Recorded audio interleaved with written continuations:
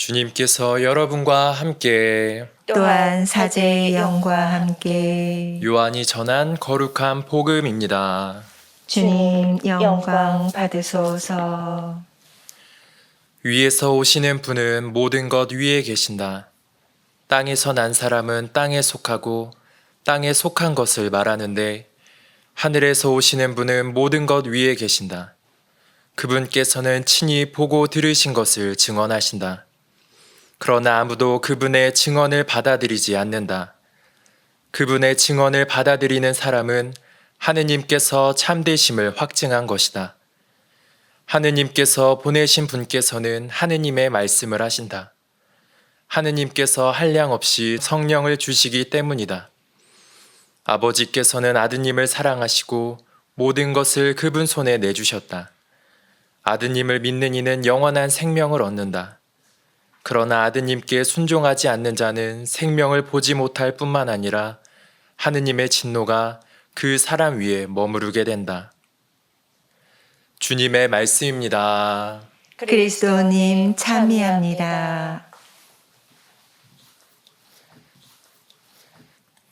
찬미 예수님, 참 예수님, 오늘 미사 안의 말씀은 하느님께 순종할 것을 의탁할 것을 전합니다.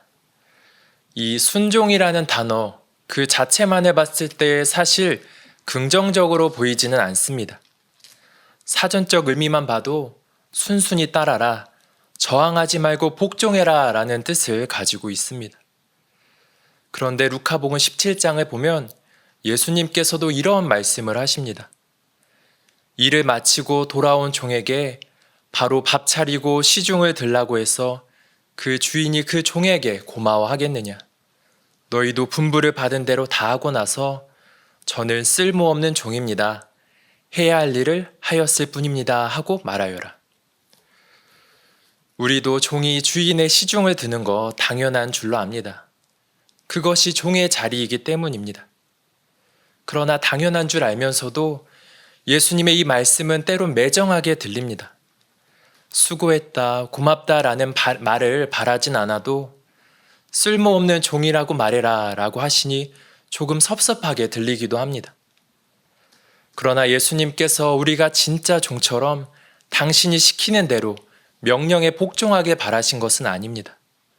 하느님께서 우리에게 순종해라 라고 말씀하신 이유는 모두에게는 각자의 자리가 있고 그 자리 안에 머무를 때 가장 행복하다는 것입니다. 쉬운 예로 물고기의 자리는 물일터이고 그 중에서도 어떤 물고기는 민물에서만 혹은 바다에서만 살아갈 수 있습니다. 민물에 사는 물고기를 보고 너무 좁아 보이니 바다로 보내줄게 하면 그 물고기는 죽음입니다. 단순히 동식물을 떠나 불은 공기가 없으면 필 수 없고 남극에서 에어컨은 쓰레기일 뿐입니다. 모든 것은 각자가 살아갈 수 있는 자신만의 자리가 있습니다. 다시 말해 자신의 자리를 벗어난 모든 창조물의 결말은 결국 불행이자 죽음입니다. 그 무엇도 자기 자리 바깥에서는 더 이상 살아갈 수 없습니다. 그렇다면 저는 묻고 싶습니다. 모두 각자의 자리가 있다면 우리의 자리는, 우리를 살게 하는 자리는 어디일까요?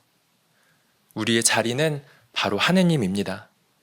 그 이유를 찾는다면 하느님께서 그렇게 만드셨기 때문이겠죠.